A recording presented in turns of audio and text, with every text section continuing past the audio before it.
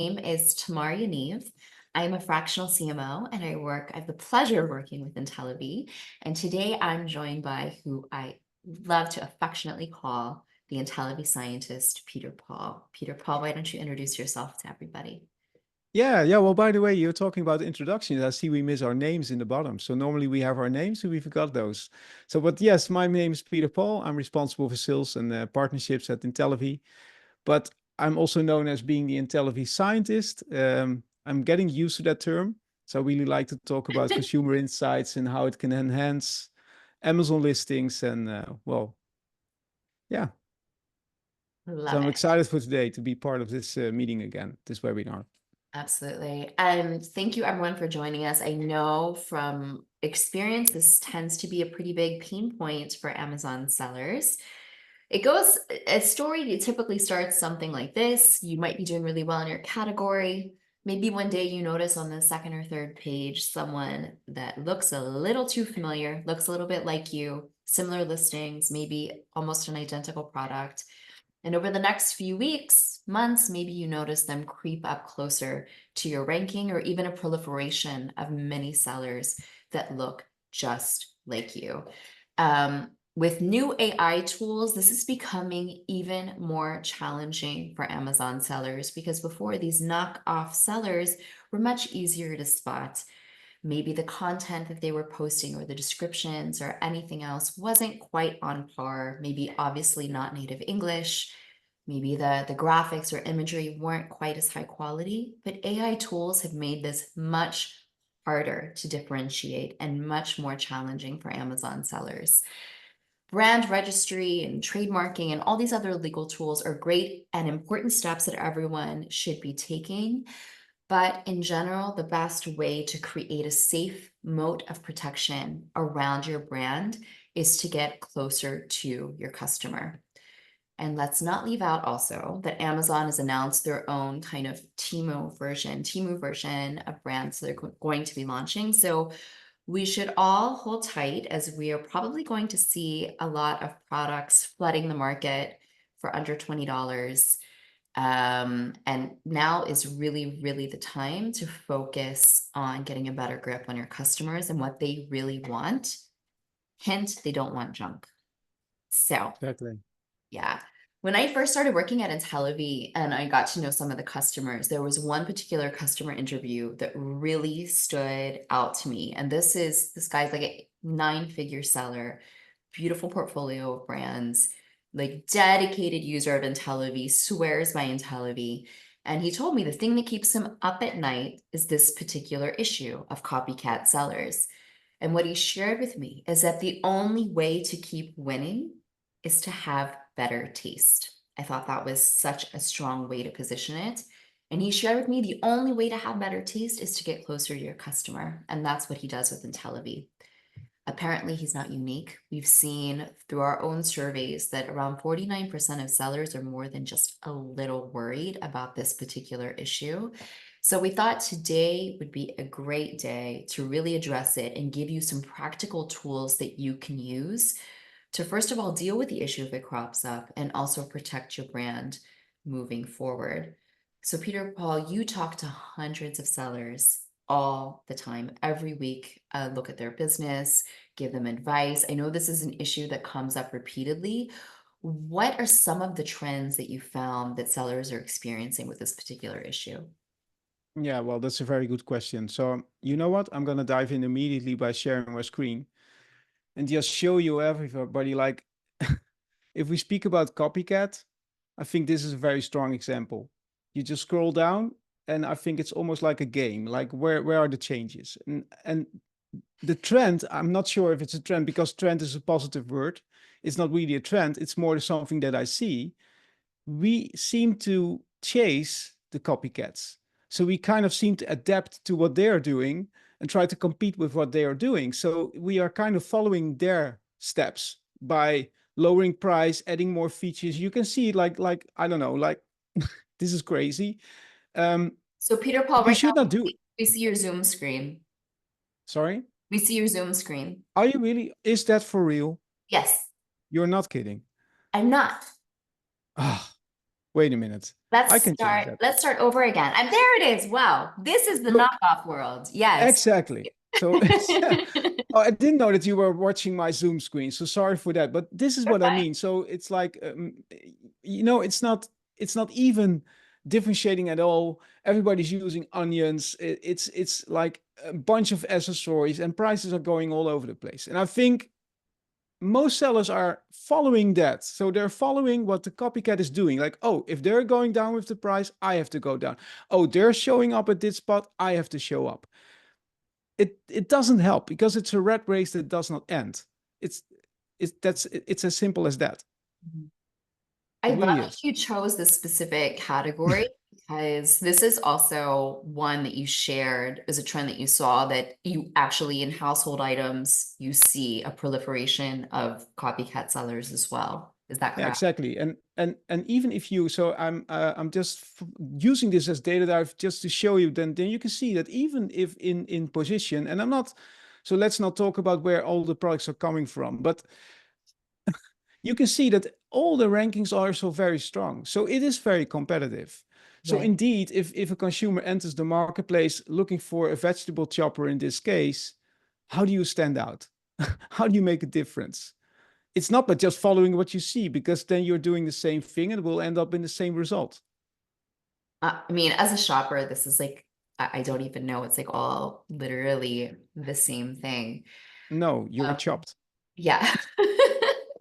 So we talked about trademark conversations and other ways to escalate illegal behavior, which is obviously an avenue everyone should consider if there has been a violation. But other than that, I come to you, I sell in this category, and I'm like, Peter Paul, help me. What is the first step that I need to take to start getting closer to my customer, learn about the market, and make the changes I need to make?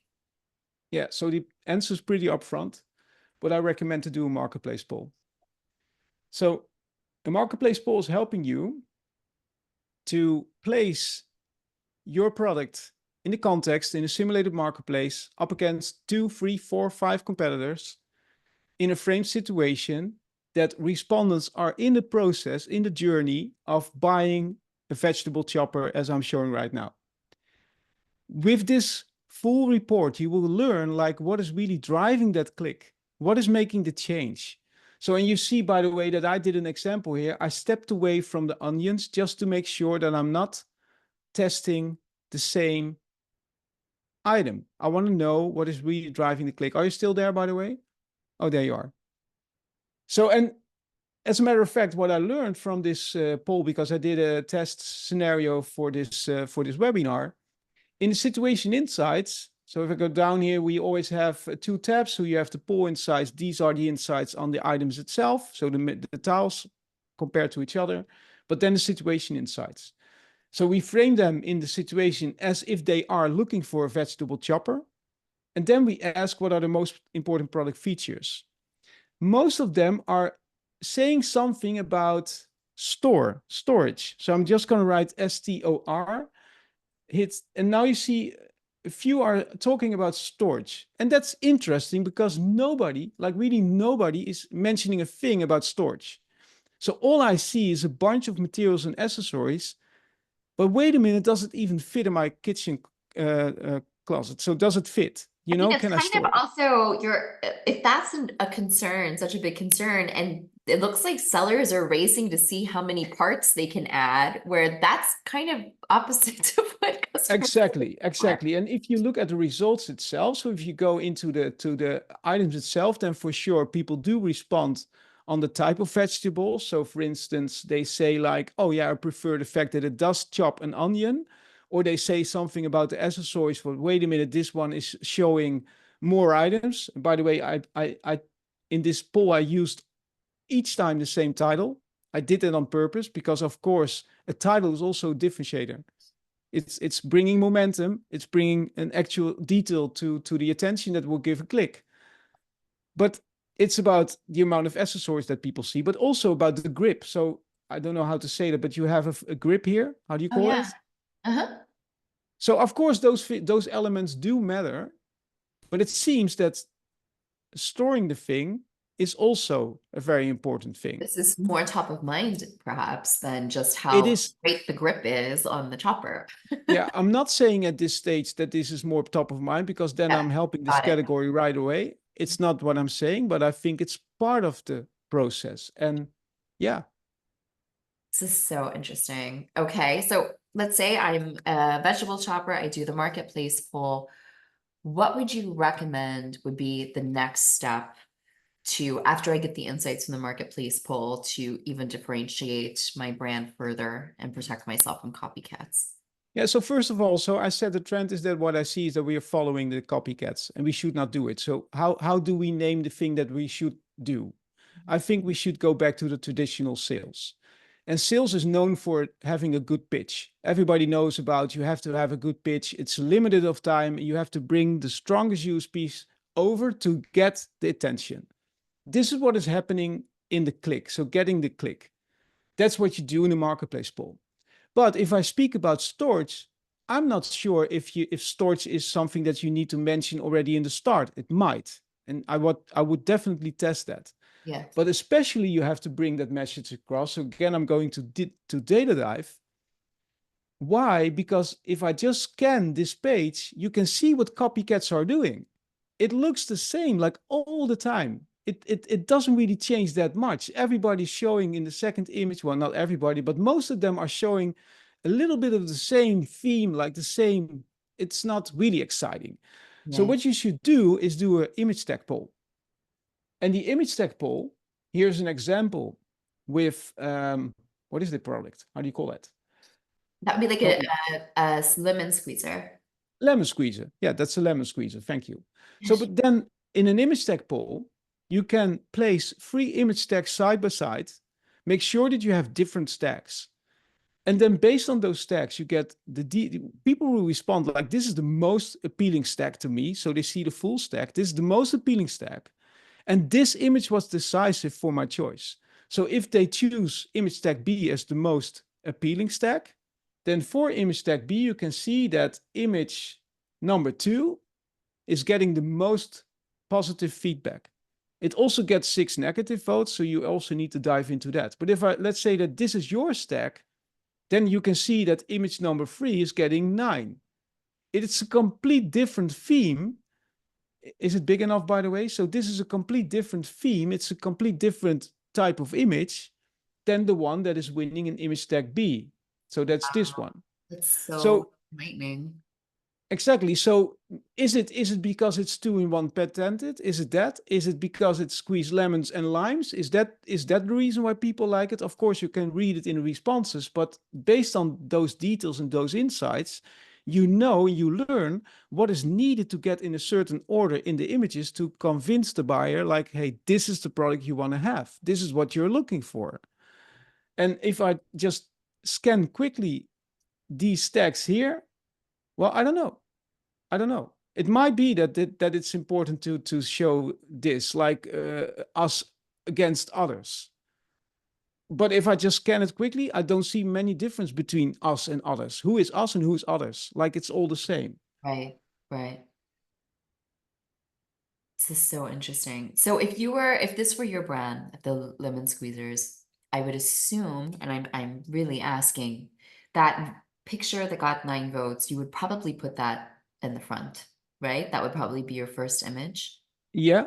Well, first images. So in the image tag poll, we try to skip a bit the main image because the main image is part of your CDR. So what I want to have is I want to have my focus fully on image 2 and the rest. Got So it. get a healthy order, and learn how to kind of mention the USPs also in a certain amount that it's never too much. So that's also a mistake that you can make. It's just too much. It's too overwhelming. So Right. we are developing, by the way, a poll that is going to do a 1 second, a 2 second, and 3 second. It shows to the respondent 1 second that image, and then you will learn what is coming across. Because Oh, before you know it, you think like, let's place everything in there. That's the whole theme with the copycat thing, I think, because everybody's throwing everybody. It's giving more and more and more. And it's like image stuffing. It's like information stuffing. Oh, exactly, it's too much. It's Yeah. way too much. And if you imagine that storage might be an issue for the buyer for a vegetable chopper, then more is also a problem. Because how do I ever store it? So if you minimize it a bit, then of course you need to know what is the most important slicer. Is it onion? Is it what is it? Like, I don't know what type of vegetable is the most important one. I don't know that. So it Cucumber. brings a very interesting case, I think, into the lemon squeezer. You have to combine the details. So if you get in this image 15 votes and in this one you get for this image 9, what is the combination of those two? And then still, this is also performing pretty well. So this seems that you have to show the product in action and show what it can do.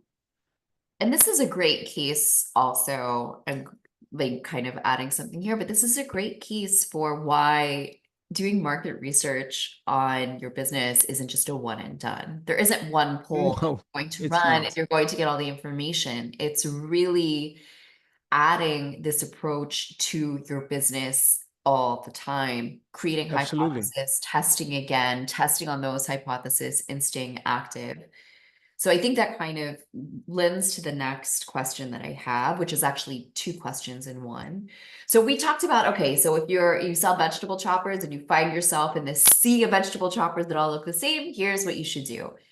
But what if I am going to start from the beginning and I'm in the process of new product development, which would be ideal, right? So how do you suggest using market research to support new product development? What tips would you give?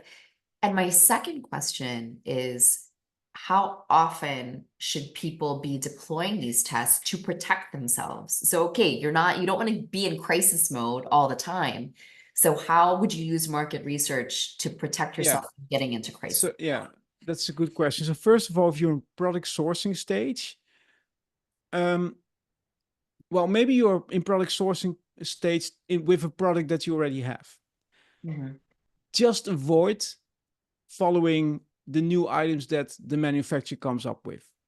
I strongly recommend always to dive into consumer details, learn like if you're in this situation, what would be important to you based on those insights. So let's say storage is an important item, then try to explore with your manufacturer and also with your team, how can we creatively create a product that is really addressing the storage issue? And maybe you come up with a variation. I'm not saying that this will be your bestseller. I'm not saying that, but it might be one that is can strengthen your category, so can strengthen your fullest listing offer. So that's one thing. The other is like if you're in product sourcing for the first time, then 100% you have to do market research. You have to dive into the specific category that you're aiming for. You need to learn like what is it what people are really looking for? How do they respond to certain items that are already available in the listing? What about pricing? Is it still well, I just checked it last week. I couldn't use that in detail in this meeting, but I was just checking price. And with all the prices for PPC, for storage fees or whatever that Amazon is doing and pulling off, they're making a lot of money all over those items. You have to be very, very wise and careful and know that you have a product that is rock solid and that is addressed to the wants, needs, and desires of consumers that is going to buy your product. Yeah. Then the second question, or this, yeah, I want to step away a bit from product sourcing because I think this is a different type of process. But if you're in the phase of having a listing, I recommend a poll week. Yeah, I see you looking surprised. Yeah, but really, I'm a poll week because I know for a fact that most sellers are doing experiments on weekly basis, for instance. I know that. But experiments will never give you the exact answer why one is winning or one is better over the other item. So if you Still in a do a black box. change, You're it's still it's operating in a always black box, right? You're not exactly really understanding. it's 100% without data.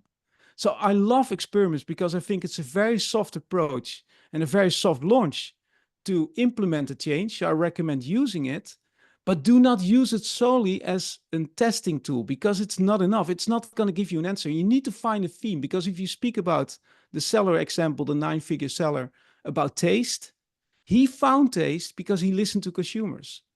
And if you're just doing experiments, the only thing that you find is, oh, this change is working, but you don't know why. And you need to know why.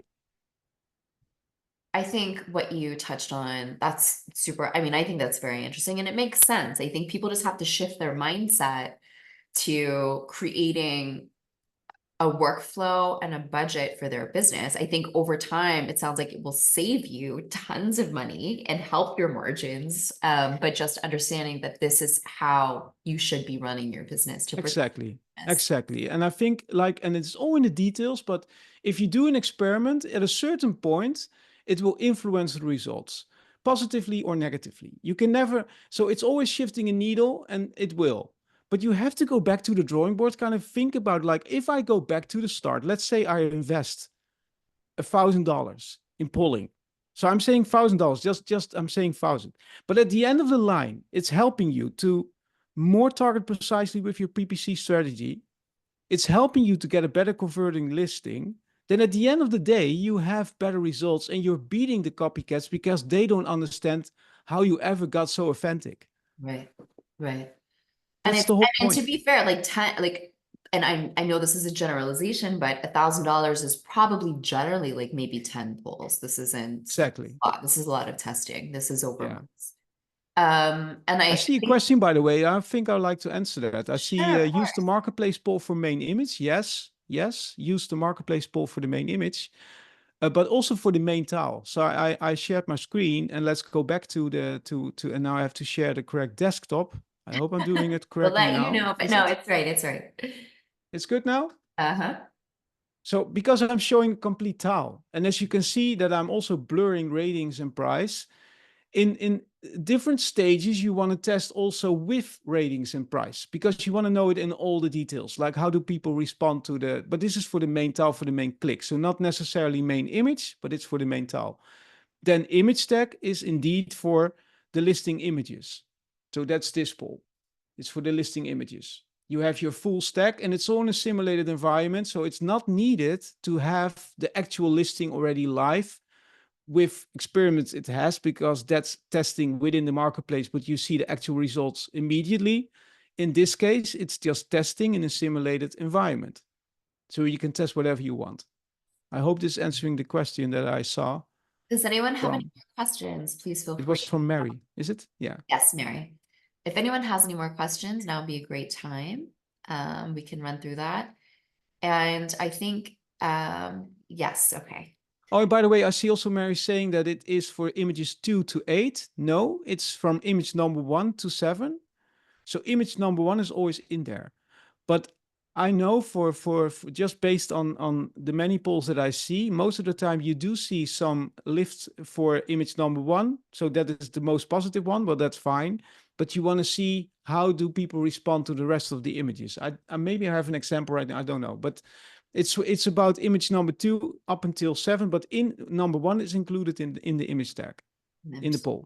Okay, Yeah, that's good. Thank you for catching that. Perfect, great. I think you also touched on a really important point is that, not that you should ever have, take the luxury with your business to, you know, make mistakes or not really address your customers' needs. But really, it's becoming more and more challenging to operate on Amazon. And it seems there are many extra new fees that are really, really eating up the margins for sellers. So it's become even more important to be sure that when you're launching a product, when you're optimizing a product, exactly. you are doing it the right way. Exactly. And if you're like, well, if you see, for instance, the vegetable choppers at those low prices, I know for a fact just getting them from, well, wherever they are manufactured, bring them to the Amazon marketplace. If your sales drops from 300 to 100, you have a problem. And I think everybody knows this, and you have to get away from that because it's like you have to bring value to the marketplace. You have to bring value to your customer. That has to be, it has to kind of be the reason why your heart is beating, right? It's, you have to be passionate about it. That always is also taste. It's like listening to consumers, and we can offer that. You can really, I didn't even show that, but each individual is giving feedback. And sometimes you get hyper responses. It's so nice to hear that. Like someone is really saying, like, I'm paying attention to this, this, and this. And it gives you feedback that you can use. but you also get feedback that isn't nice. So people are just saying negative things about your products. And then, of course, you might think like, well, I don't like it. Well, I say then test the shit out of your listing and go on. Yeah. No, I mean, who likes negative feedback? I only want to hear that I Nobody does. great, but you know what? If it's going to help you make more money, I guess It's the let's only way move that on. you can Yeah. improve. Yeah. Exactly. It's great. Exactly. Yeah. Well, thank you. If anyone, we have just a couple minutes. If you have any more questions, please feel free. I want to thank everyone for joining us today. It's been really a pleasure, and I always love hearing from the Intellivy scientists. I always learn new things along the way as well about consumer insights. And one of our attendees today is going to get a one-on-one session with Peter Paul. This is a $350 value. So thank you so much for joining us today. Please stay tuned. We'll have some more webinars coming your way. And if there's something specific that you would like for us to cover, don't be shy. Reach out, let us know. We're here to help you on your consumer insights journey. Awesome. I see one question, by the way, which is a valid one, I think, because it's always very overwhelming with all the poll types, how to get started. Yeah. I like to address it for that minute that we have, Yeah, absolutely. because it's a very good question. Yeah. So how to get started? We spoke about phase product sourcing, and we also spoke about the phase, well, I call that growth hacking. So how to optimize your current listing. Right. But if you just go to our platform, you see on the top, you see 3 options. You can just choose the phase that you're in. So let's say I have a vegetable chopper, it's already online, then I want a growth hack. Then I can choose, oh, it's not, wait a minute, I have to refresh. I'm sorry. That's always so nice if you do this. So here, growth hack. And then, for instance, we spoke about the CDR, getting that click. So optimize CDR. And then, for instance, who's winning clicks now. So if you want to learn from the current competitors, you can check who's winning clicks now. And if you create a poll, you will end up in a marketplace poll, the one that I showed today, and it will give you instructions.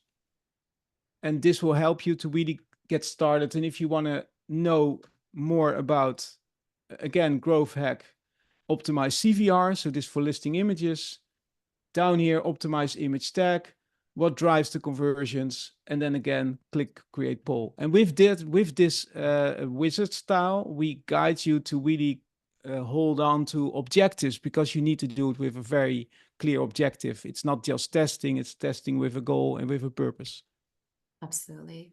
We have one more question. How often should we or can we change our product listing photos once our product is active? I don't think I want to recommend to change your images that often. I rather want to say, as said, we are used to do a poll weekly for certain items or certain elements. So you see some changes in the category. So let's say a competitor did a change, then test up against that change and learn like, should I do something with it or not? So I'm not necessarily want to say that you have to change your image on a week. That's crazy, because if you have a strong listing, then you leave it that way. But you want to explore, like, can I do something with variations? Is there a way that I can? So for instance, by the way, also about that vegetable chopper, um, I saw many people say, I want to really see it on the countertop. Now, for instance, that might be a change more in the detail of the image tag itself. You bring that theme down to your A+ content. So Very good. yeah, But it might not necessarily be something that needs to be answered on the listing no, on the main images. So using exactly, those insights, that's very helpful. But it's rather to look at your business in the way that you need to constantly be learning and getting closer to your customers so that when you do deploy those changes, you feel empowered that you know what exactly. you Yeah, want. exactly. Yeah, Very okay. Well, if that's it, I just want to thank everyone for joining us again, and we will see you again soon. You'll be getting a recording of the webinar in a follow-up email. So thank you. yeah. Thank you very much for joining today. Thank you. Have a good one. Bye-bye. Bye bye.